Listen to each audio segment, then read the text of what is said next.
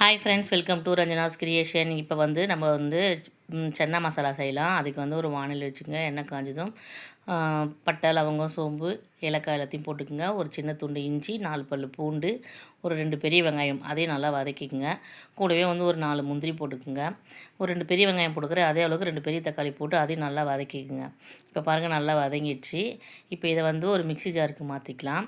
Mixie ஜாரில் மாற்றிக்கின்னு அது கூடவே நம்ம வெறும் மிளகாய் தூள், கரம் மசாலா, தனியாத்தூள், ஜீரகத்தூள் எல்லாத்தையும் போட்டு நல்லா மிக்சியில் நல்லா அரைச்சிக்கலாம். பைன் பேஸ்ட்டாக அரைச்சி எடுத்துன்னு வந்துடலாம்.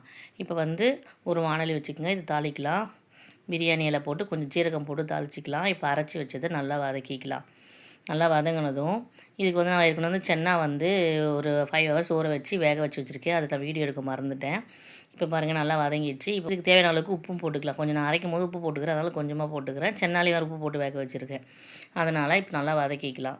இப்போ அப்படியே கொஞ்சமாக கஸ்தூரி மேத்தி போட்டு இப்போ ஒரு 5 மினிட்ஸ் விட்டிங்கன்னா சென்னா மசாலா ரெடி. நீங்கள் கண்டிப்பாக உங்கள் வீட்டில் ட்ரை பண்ணுங்கள். ட்ரை பண்ணிவிட்டு ரஞ்சனாஸ் கிரியேஷனுக்கு லைக் பண்ணுங்கள், ஷேர் பண்ணுங்கள், கமெண்ட் பண்ணுங்கள்.